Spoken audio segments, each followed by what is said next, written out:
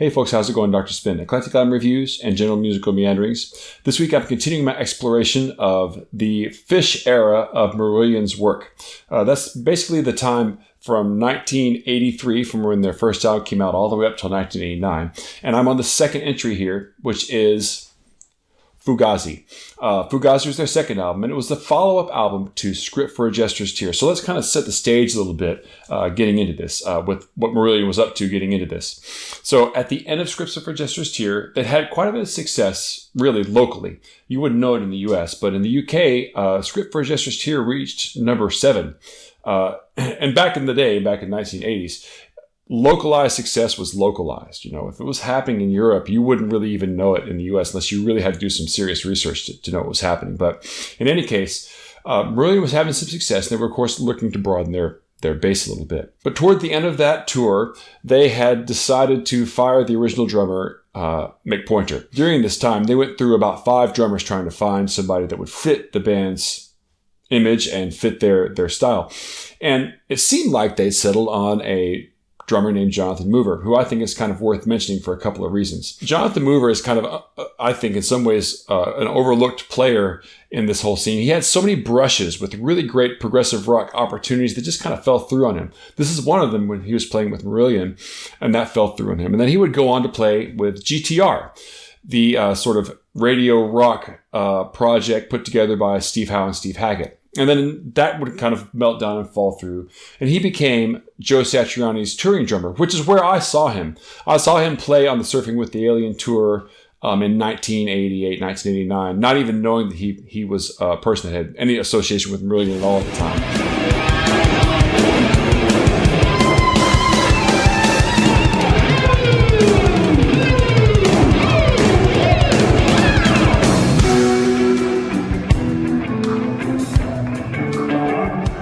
Johnathan Movers as a drummer there really impressed me. When I found out that he was with Marillion, I kind of think to what might have been had he continued with the band. Even though he didn't play on the album, he doesn't play a single note on the album, he does have a writing credit on the song Punchin' Judy. Punchin' Judy was the first single released from Fugazi, and never had a video for the song.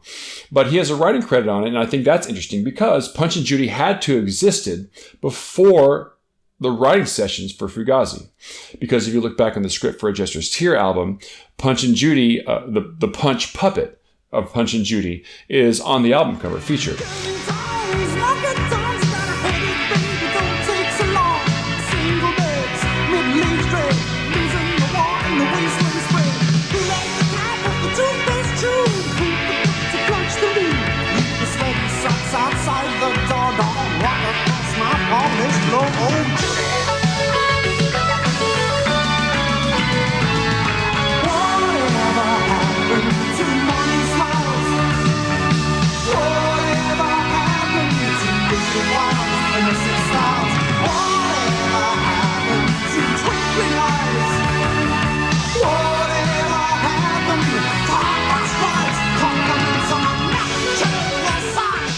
Now, after the incident with Johnathan Movers, they settled on drummer Ian Mosley, and Ian Mosley completed that lineup of the band and continues to play with the band today. He ended up being gelling very well with the band. He fit their vibe very well. He's a very technical player, but not a very flashy one. So I think that's important with Marillion because even though they were kind of a band with some chops, they were never very technical. It's kind of the same thing with Pink Floyd. You wouldn't look at Pink Floyd and think of them as a very technical band, but they had lots of chops doing what they did well, and that was certainly the case with Marillion. And I also think that one of the successes of Fugazi is that the personality of the players really started to shine through a little bit more than it did on Script for a Jester's Tear. A lot of the songs on Script for a Jester's Tear, I think, had been through many phases and different lineups and different people adding to those songs as it had gone along. And in particular, Mark Kelly, keyboard player on that first album, kind of felt like his personality was subsumed within the part that he was playing.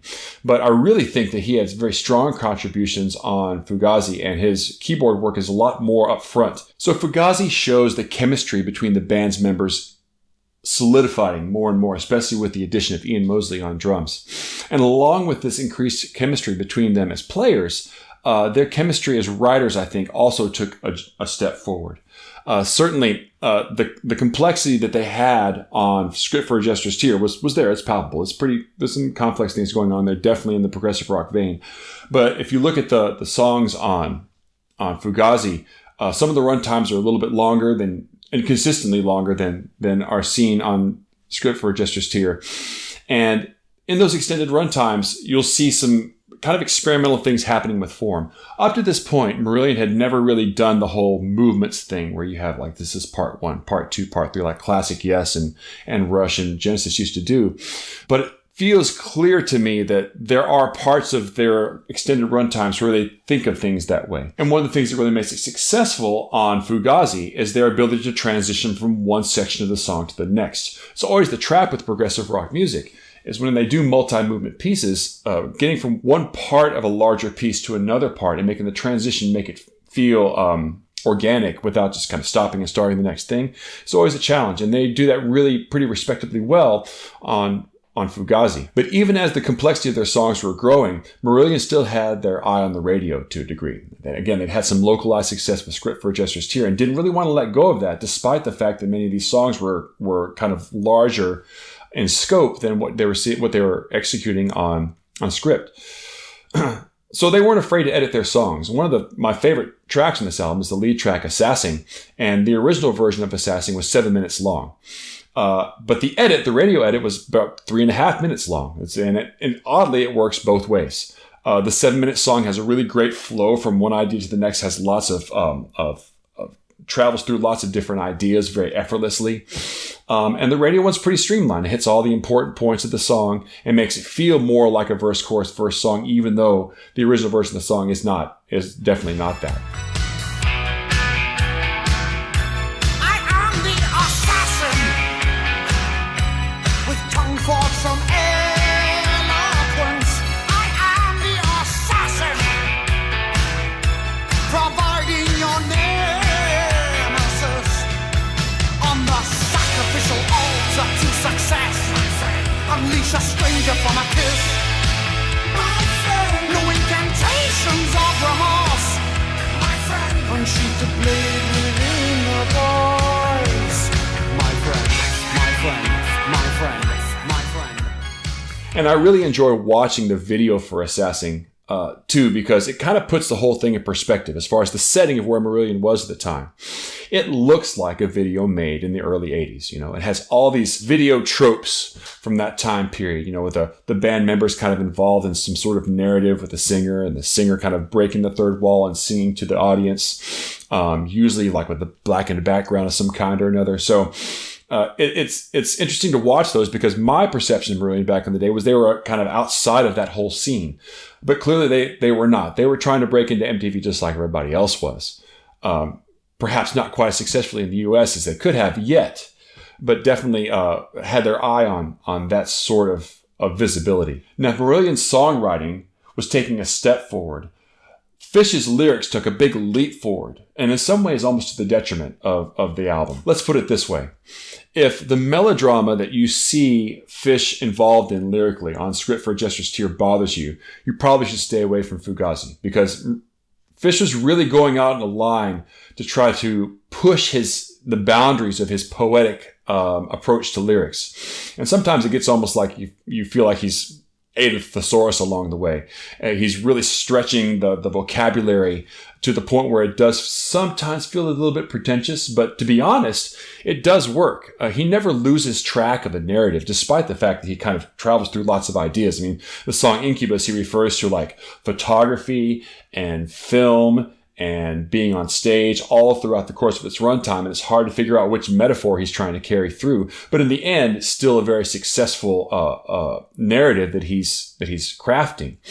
In other cases, the lyrics are beautiful. They work extremely well, and they are touching in some ways. And in other times, almost unsettling and disturbing in their directness and their harshness. And that's where Fish's distinct personality, I think, comes through so well with these lyrics. Fish was, there's times in Fish's career where his vocal capacity you could call into question.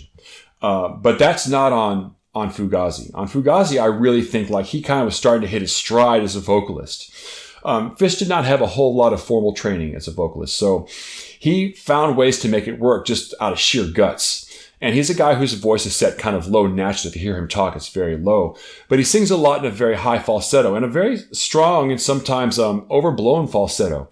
And I think in the long run, that kind of wore on his vocals a little bit. And later on, he was unable to kind of have the same range that he had at this time. But I think here, this is way before the bill was due. And he's singing beautifully on this album and really kind of has some nice melodic moments that I don't think you hear later on in Fish's career. Pieces aligned on the perimeter edge, interlocked through a missing piece. We are Renaissance children, began beneath the bridge of size, forever throwing firebrands at the stone. We are Siamese children, related by the heart, bleeding from the surgery of initial confrontation, holding the word scalpels on trembling lips. Stand straight, look me in the eye and say goodbye. Stand straight, we drifted past the point of reasons why. Yesterday starts tomorrow, tomorrow starts today.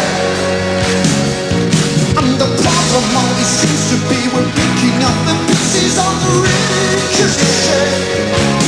This is the ricochet. Like the album art for Fugazi is very complex and almost to the point where it can be overthought.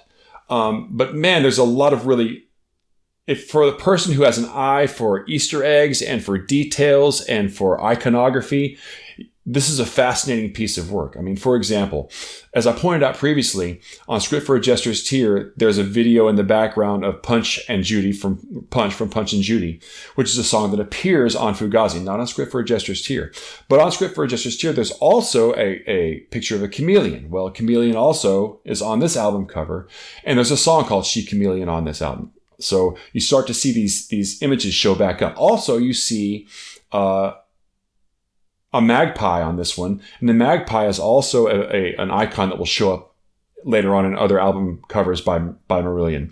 You also have album covers on the floor. Pink Floyd's The Wall is featured in the album cover art, and most prominently, the most kind of disturbing, unsettling image is the most prominent one. You have a person who marginally kind of looks like Fish on the bed in front, and he looks like he may be overdosing, and he's holding a opium poppy in his one hand. And you can see in the last album, of course, Script for Jester's Tear, very prominently, you had the Jester. Here you can see like he sort of has the Jester's costume kind of coming off of him. But then behind him, if you look in the mirror, it's very prominently, you can see that he's supposed to be the Jester.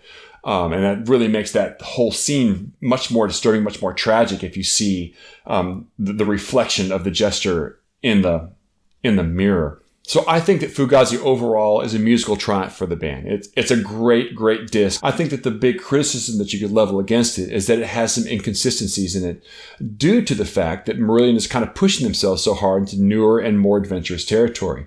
And the things that they would do later on, which were really the most successful things they would do with coming up with Misplaced Childhood and later on with Clutching at Straws, those things wouldn't have happened if he had traveled through the finding the boundaries of what the band could do on Fugazi. It really has some gut-wrenching musicianship and some devastating lyrics that are worth investigating closely. And some of them are lyrics that I really related to at the time. Fish was always kind of a guy that wore his heart on his sleeve, and I related to that a lot at the time, and he really puts it out there on this. And maybe part of me now looks back on that with a little bit of I don't know. Maybe I'm a little bit embarrassed that I was into those kind of melodramatic lyrics as much as I was at the time, but they really spoke to me, and I still kind of stand by a lot of them for sure. So, Fugazi is definitely an album worth checking out if you are a fan of progressive rock or neo-progressive rock. It's not probably the pinnacle of Marillion's work with Fish, but it's important. It has a lot of really great music on it and great playing from all the players and amazing lyrics. So definitely would be an album worth checking out if you're into that style of music. Okay. The next album coming up is really where things start to happen. It's their big breakout moment when they make Misplaced Childhood. Misplaced Childhood is their big moment in the sun, I think. And in some ways sets the tone for the rest of Marillion's trajectory going forward.